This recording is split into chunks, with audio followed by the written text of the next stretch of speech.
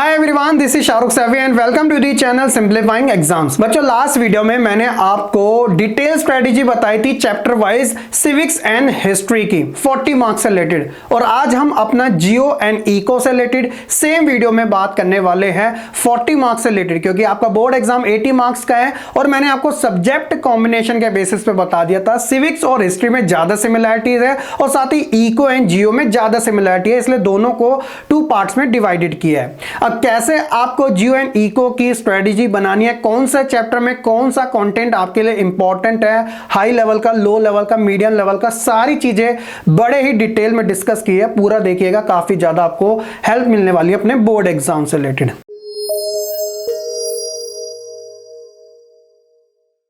सबसे पहले बच्चों बात ज्योग्राफी की, चैप्टर वाइज जो आपका कंटेंट दिया गया है ऑफिशियल सिलेबस के अकॉर्डिंग, तो ये सारे लेसन आपसे पूछे जाएंगे, जिसके अंदर first lesson resource and development जो कि आपसे 4 मार्क्स का है। इसके अलावा forest and wild life resources जो कि सिर्फ 2 ही क्वेश्चन यानी कि 2 नंबर का ही आएगा, क्योंकि ये रिड्यूस हुआ है आपका चैप्टर, हालांकि इसमें कंटेंट ज्यादा था।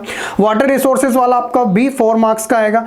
एग्रीकल्चर सबसे ज्यादा 5 मार्क्स का आ रहा है। इसके अलावा मिनरल्स एंड एनर्जी रिसोर्सेज ये आपका 3 नंबर का है, लेकिन ध्यान दीजिएगा इसके अंदर मैप वाले क्वेश्चन ज्यादा आएंगे। मैन्युफैक्चरिंग इंडस्ट्री आपका ये भी 3 नंबर का है एंड लाइफलाइन ऑफ इकोनॉमी सिर्फ 1 नंबर का आपसे पूछा जाएगा। तो ये तो आपका ओवरऑल कंटेंट है ज्योग्राफी का।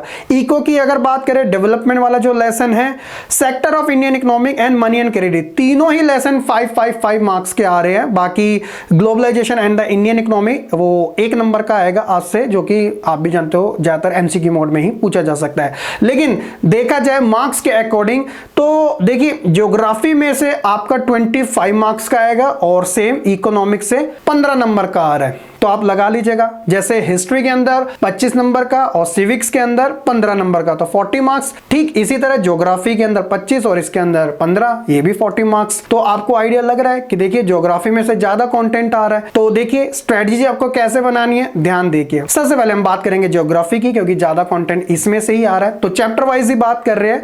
देखिए मैंने यहाँ पे 3 टर्म्स यूज किए, एक है इंपॉर्टेंट जो कि थोड़ी डार्क है, एक दूसरा है स्टैंडर्ड और तीसरा है बेसिक। तो सबसे पहली प्रायोरिटी पे आपको इंपॉर्टेंट पॉइंट्स को, इंपॉर्टेंट टॉपिक को ध्यान में रखना है, दूसरा उससे थोड़ा कम और तीसरा बिल्कुल बेसिक लेवल का, कि चैप्टर की इतनी तो अंडरस्टैंडिंग होनी चाहिए। इंपॉर्टेंट में क्या है, इस लेसन के अंदर 4 मार्क्स है। क्लासिफिकेशन ऑफ रिसोर्सेज, चाहे वो ओरिजिन हो, एग्जॉस्टिबिलिटी हो, ओनरशिप हो, स्टेटस ऑफ डेवलपमेंट हो, कोई भी क्वेश्चन किसी भी टाइप में, ज्यादातर आप ध्यान लगाइएगा कि एमसीक्यू में तो आएगा ही आएगा, और 2 मार्क्स, 3 मार्क्स, 5 मार्क्स, ज्यादातर आप 2, 3 और 1 ये पैटर्न को फॉलो कीजिएगा, आपका ये टॉपिक जरूर इसमें से पूछा जाएगा। इसके अलावा इंडिया के अंदर रिसोर्स की प्लानिंग कैसे की जाती है, वो सारा सिनेरियो जरा ध्यान रखिएगा। स्टैंडर्ड लेवल पे आपको लैंड और उसका यूटिलाइजेशन पता होना चाहिए, लैंड डिग्रेडेशन किस वजह से होता है, प्रॉब्लम, इसके कॉज और मेजरमेंट भी आपको बताने, साथ ही problem arise because of the indiscriminate use of resources, ये आपको पता होना चाहिए। बेसिक लेवल में classification of soil, net sown area क्या होते हैं, फैक्ट से रिलेटेड जो भी डेटा है, जैसे रियो सबमिट हो गया और इसके अंदर एजेंडा 21, ये ध्यान में रखना है। उसी तरह forest and wild life resources, देखो गारंटीड बोल रहा हूं कि ये क्वेश्चन मार्क माय वर्ड आना ही आना है, जो कि है type of distribution of forest and wild life resources. इसमें 3 कैटेगरी आपको पता होना चाहिए, एक है रिजर्व जो कि मेजॉरिटी में है, दूसरा है प्रोटेक्टेड रिसोर्सेज और तीसरा है अनक्लास्ड। ठीक है, तो इन तीनों को आपको पता होना चाहिए। इसके अलावा स्टैंडर्ड टाइम में आपको we have transfer nature into resource obtaining directly, ये वाला आपको कंटेंट पता होना चाहिए। और प्रोजेक्ट टाइगर 1 नंबर में या 2 नंबर में पूछ लिया जाता है कि क्यों जरूरी था प्रोजेक्ट टाइगर, और बाकी फैक्ट से रिलेटेड आपको इसमें कुछ गिने चुने जो है स्पीशीज उनका पता होना चाहिए। वाटर रिसोर्सेज जो आपका 4 मार्क्स का आएगा, ध्यान दीजिएगा इस वाले लेसन से मैप भी पूछा जाएगा डैम से रिलेटेड। अब डैम से रिलेटेड बात आई है तो ऑब्वियसली इसके अंदर जरूर ये पूछा जाएगा, लेकिन उससे भी जरूरी वाटर स्कैसिटी क्या होती है उसका ध्यान दीजिएगा, पानी की कमी वाला। मल्टीपर्पज रिवर प्रोजेक्ट, उसके मेरिट डीमेरिट दोनों पूछे जाते हैं।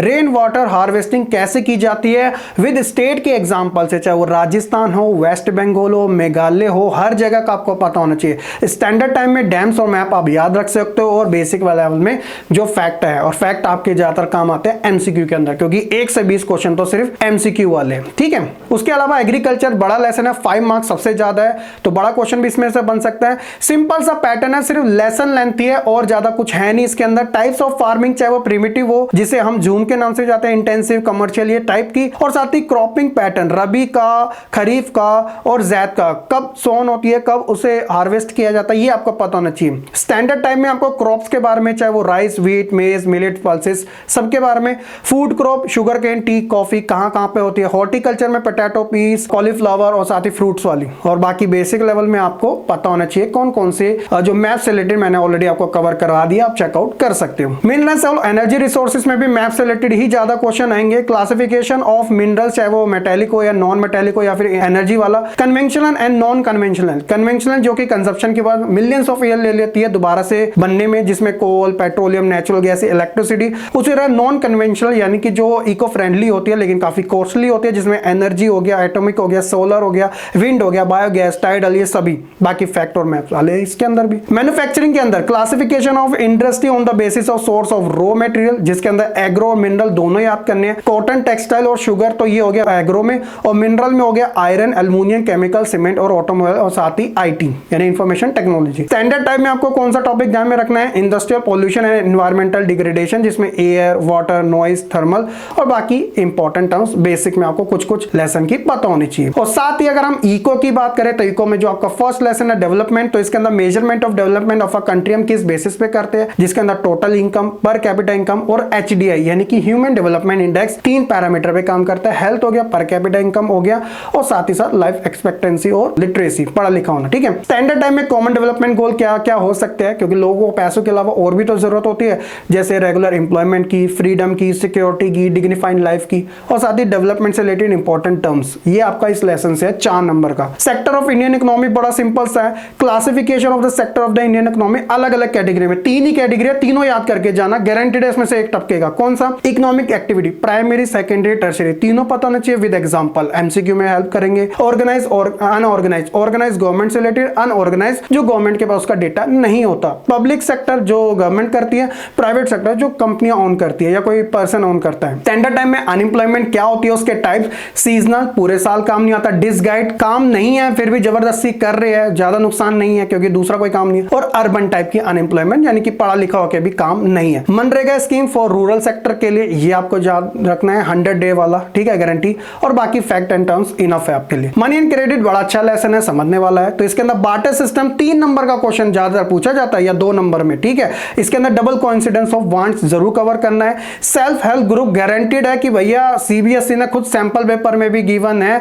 तो इसके बारे में जरूर कर लेना, रूरल सेक्टर के लिए बहुत इंपॉर्टेंट होता है। मॉडर्न फॉर्म ऑफ मनी के अंदर क्या क्या यूजेस है, जैसे currency, debit, credit, UPI, cash, इन सब के थ्रू हो सकता है। पहले के टाइम पे नहीं था क्योंकि बार्टर सिस्टम था। आरबीआई के वर्क्स क्या क्या है, एग्जांपल जैसे करेंसी को इशू करना, क्योंकि देश का सेंट्रल बैंक है, बैंकों का बैंक है। सोर्स ऑफ क्रेडिट क्या हो सकता है, फॉर्मल जैसे बैंक हो गया, और इसमें डिफिकल्टी क्या आती है, क्या एडवांटेजेस होते हैं। इनफॉर्मल जैसे मनी लेंडर्स हो गए, क्या डिफिकल्टी आती है, क्या एडवांटेजेस होते हैं। बाकी लेसन के फैक्ट, डेट्स और टर्म्स आपको पता होना जरूरी है, ठीक है। तो यही था आपका कंप्लीट स्ट्रेटजी, चैप्टर वाइज काफी फिल्टर तरीके से इंपॉर्टेंट लेसन, जिन जिनको आपको प्रायोरिटी पर रखना है, नहीं रखना, सारा इसके अंदर गिवन है। होप्स हो कि आपको काफी अच्छे से इको जियो की जो स्ट्रेटजी है वो अच्छे से समझ आ चुकी होगी। वीडियो पसंद आई, लाइक कमेंट शेयर करने के साथ चैनल को सब्सक्राइब करना बिल्कुल ना भूलेगा। बाकी और ज्यादा कंटेंट के लिए one shot, chapter wise, MCQ, important question सब प्लेलिस्ट में आप जरूर चेकआउट कर लेना। आपके बोर्ड एग्जाम की प्रिपरेशन काफी अच्छे तरीके से जरूर हो जाएगी। मिलेंगे नेक्स्ट वीडियो में, तब तक के लिए खुश रहे, पढ़ते रहे और ऐसे ही आगे बढ़ते रहे।